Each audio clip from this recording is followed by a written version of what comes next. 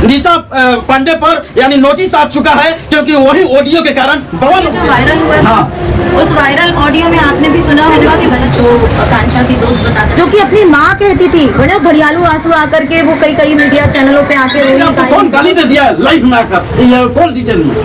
उन्होंने तो नोटिस भी भेजा है, मुझे 2 हीरोइनों से धमकी दिलवाई, जिसमें प्रियंका रेवरी और एक प्रियो, जिस हीरोइनों की कोई औकात नहीं है, उनसे ज्यादा इंस्टाग्राम के फॉलोवर्स मेरे हैं, उनसे ज्यादा 3.1 मिलियन मेरे। अगर प्रपोज करना होगा तो प्रपोज कीजिए इंस्टाग्राम पर और फेसबुक पर, इनके आईडी पर आप लोग प्रपोज कीजिए डायरेक्ट, क्योंकि अच्छे लड़के की हमारी जैसे शादी हो गई थी, हमारी एक बेबी भी है 2 साल की हो चुकी है, जिनको मैं और अपना परिवार का वंश बढ़ाने, अभी लंबा उम्र है आपका। मुझे अगर कोई लड़का अच्छा मिल जाता है। कलाकार कैसे रहती है, और देखिए हम लोग क्योंकि बड़ी खबर है, क्योंकि आपने ऑडियो वायरल हो गया था आकांक्षा दुबे के लेकर, मामला में क्या रीजन होगा सर? एक्चुअली भैया उसमें ऑडियो जो वायरल हुआ था, उस वायरल ऑडियो में आपने भी सुना होगा कि मैंने कुछ गलत तो कहा नहीं था। मैंने ये कहा था कि मैं डाल्टनगंज शो में हूँ, होटल में हूँ, थोड़ी देर में मैं यहाँ से सुबह तक पहुँच जाऊंगी, तो बॉडी को भी डिस्पोज ऑफ मत कीजिए। मेरा रीजन ये था कि मैं चाहती थी कि उस बॉडी से हम उसकी मोबाइल को अनलॉक कर सकें, क्योंकि आईफोन का अनलॉक होना बहुत मुश्किल होता है। अभी एक मुंबई में भी जो केस हुआ था, उसमें भी 7-8 महीने हो गए, आईफोन अभी तक अनलॉक नहीं हुआ। तो मेरा सिर्फ ये तात्पर्य था कि उस लड़की को न्याय मिल सके, उसके माँ बाप को भी न्याय मिल सके, जिसका बच्चा जाता है उसको भी दर्द होता है, तो एक माँ ही समझ सकती है। लेकिन आपको कौन गाली दे दिया लाइव में आकर, ये कौन डिटेल में? उन्होंने तो नोटिस भी भेजा है आपके ऊपर। निशा पांडे पर यानी नोटिस आ चुका है, क्योंकि वही ऑडियो के कारण बवाल हो गया था। वो नोटिस एक्चुअली सिर्फ मेरे ऊपर नहीं, वो जो लड़की आई थी जल्दबाजी में, जो आकांक्षा की दोस्त बता करके उनकी बॉडी को जला करके चली गई, अनुराधा सिंह नाम है। फिर बाद में मैंने सर्च किया, मुझे लगा कोई लेडीज कांस्टेबल है क्या, क्योंकि हमारे यूपी के पुलिस के साथ जब कोई डेड बॉडी जब तक डिस्पोज ऑफ नहीं हो जाती, तब तक डेड बॉडी के साथ एक पुलिस कांस्टेबल का होना जरूरी होता है। लेकिन खैर हमारी यूपी पुलिस ने पता नहीं कौन सी गड़बड़ी की, क्या लीकागुटी की, कि आज तक जो है उन्होंने उसका कोई ओपन नहीं किया उन्होंने कि आखिर वो लड़की क्यों आई, क्यों गई, उसने क्यों बॉडी को जलाने की कोशिश की, ना ही उसको आज तक बुलाया गया, बल्कि उसने जो कि अपनी माँ कहती थी, बड़े घड़ियालू आंसू आकर के वो कई मीडिया चैनलों पे आके रोई गाई, बहुत ज़्यादा चिल्लम चाली गई।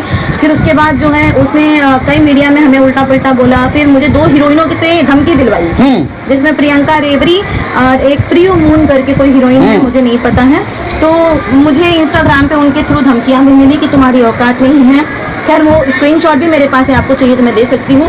उन लोगों ने बोला तुम्हारी औकात नहीं है अनुराधा सिंह, को तुम क्या जानती हो, तुमने ऐसे क्यों बोला, तुम क्यों चाहती थी कि उसकी बॉडी ना जलाई जाए। पता नहीं क्यों ऐसा लोगों ने मुझे बार बार फोर्स किया कि आप इस चीजों से हट जाएं, लेकिन अब आपने वापस से आज वो खुलेद दिया है। चलिए कोई बात नहीं, देखिए पहली इंटरव्यू दे रही हैं, उस मैटर में कोई मीडिया वाला पर नहीं बोली है आज तक, कभी तक। जी मैं इसलिए नहीं बोलना चाहती थी क्योंकि मुझे इनडायरेक्टली काफी हीरोइनों ने बोला कि टीआरपी पाने का ये बड़ा अच्छा तरीका है, तो मुझे टीआरपी की जरूरत नहीं, खुद है आपका। जिस हीरोइनों की कोई औकात नहीं है, उनसे ज्यादा इंस्टाग्राम के फॉलोवर्स मेरे हैं, उनसे ज्यादा 3.1 मिलियन मेरे फेसबुक फॉलोवर्स है। तो ये सिर्फ मेरी देन है, मैं किसी स्टार के साथ काम करके या किसी स्टार के साथ नाच गा के हीरोइन नहीं बनी हूँ, ना ही मुझे एक्ट्रेस बनने की शौक है।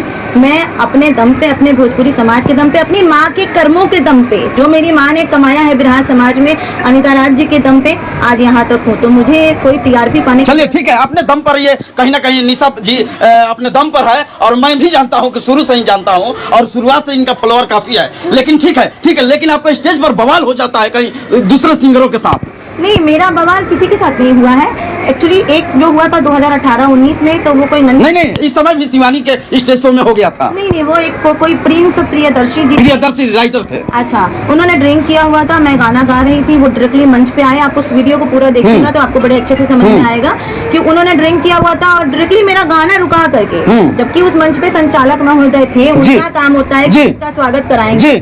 मेरा गाना रुका करके उन्होंने और बोला आप सबके बीच में आ रही हैं अब सुपरस्टार, तो भैया हम लोग आधा स्टार है, तेरा से गा रहे तो मैं उस बात पे भड़की थी कि आप एंकरिंग मत कीजिए, एंकर को एंकरिंग करने दीजिए। यानी शिवानी सिंह का बुलाया गया।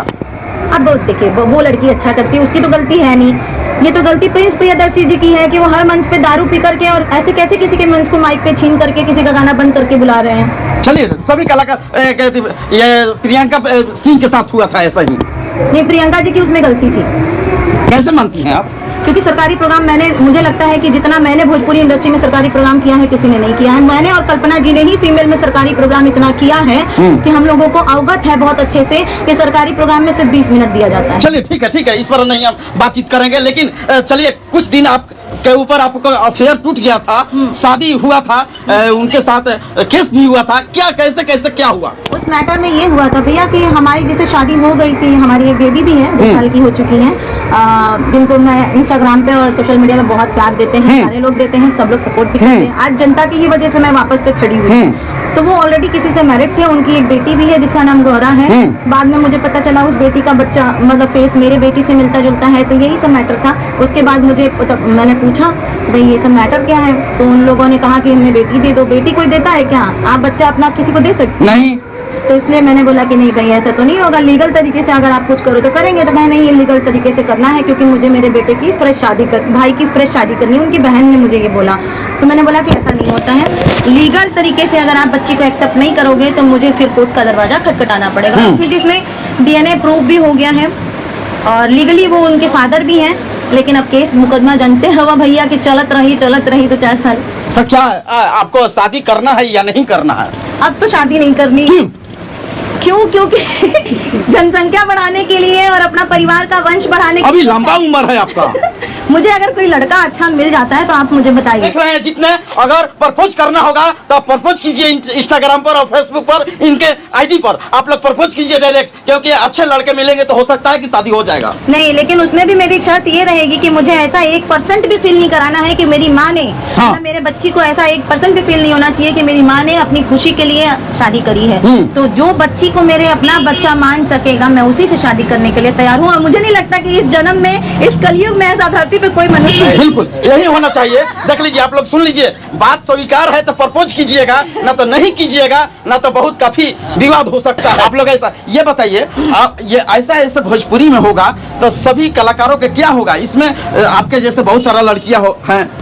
भैया अभी आपको बता दूं कि जो आकांक्षा दुबे मैटर में अभी तक हुआ है, ऐसे तो कलाकार अभी देखिएगा और लाइन लगेंगी और ऐसे ही बेड पे बैठा हुआ लाश आपको बहुत सारा देखने को मिलेगा, क्योंकि ये बेड पे बैठा हुआ लाश कभी कहीं से भी आत्महत्या का तो एंगल नहीं लग रहा और ना ही मैंने कभी इसको अप्रूव किया है। मैं अभी तक किसी भी मीडिया पे इसलिए नहीं आई, मेरी मम्मी से उनकी बात होती है, मैं घर पे नहीं जाती हूँ क्योंकि लोग कहते हैं अरे भैया TRP बटोर गई तो थी अक्षरा जी, क्या दे दी, क्या कर दी, कई बार थाने गई, खाली TRP बटोरने नहीं लोग गया था।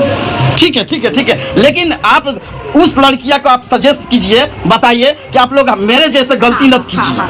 ये तो मैं कहना चाहूंगी कि इंस्टाग्राम पे कोई भी या किसी भी सोशल मीडिया प्लेटफॉर्म पे जब आप किसी के साथ दोस्ती करती हैं, वो कितना भी अच्छा लड़का हो, कितना भी अच्छा, वो अपनी जाके फैमिली से मिलाए, क्योंकि मेरे साथ यही चीट हुआ था कि उसने अपनी फैमिली से मिलाया, माँ से मिलाया, बहनों से मिलाया, जिसकी 5 बहनें हैं, जिनके घर में 5 बहन है, वो भी अपनी मतलब एक लड़की की इज्जत नहीं कर सकता। तो आप लोग इससे सतर्क रहें, क्योंकि इन फ्यूचर आपके साथ भी ये हो सकता है। सोशल मीडिया पे दिखावा वाला प्रोफाइल होता है, किसी के भी गाड़ी के सामने फोटो खिंचाते हैं लोग, दिखाते हैं कि हम कभी तक भाड़े पे रहते हैं। वो तो एक टिकटॉकर थे बेचारे। टिकटॉकर नहीं है भैया, डांस बहुत अच्छा करते हैं। दारू पी के आप अच्छा डांस करते हैं, हमसे भी अच्छा करते हैं, हमारा भी डांस वायरल हो जा रहा है आजकल। आप ड्रिंक करिए, आप बहुत अच्छा डांस कर सकेंगे। नहीं, हम तो ड्रिंक नहीं करते हैं, ये तो बहुत बड़ी खबर है। तो आज आपको बता दूं कि बड़ी खबर, बिना ड्रिंक का उनका कोई वीडियो वायरल नहीं है। चलिए ठीक है, आप जानती होगी, मैं नहीं जानता हूँ, लेकिन देखिए ये सबसे बड़ी खबर बता रहे हैं। निशा पांडे हैं और चंदन यादव के आज तिलक समारोह में पहुंची और इसी में हम लोग इनको पकड़ लिए हैं आज, क्योंकि बहुत कुछ बात पूछना है। मैं भाग जाती हूँ।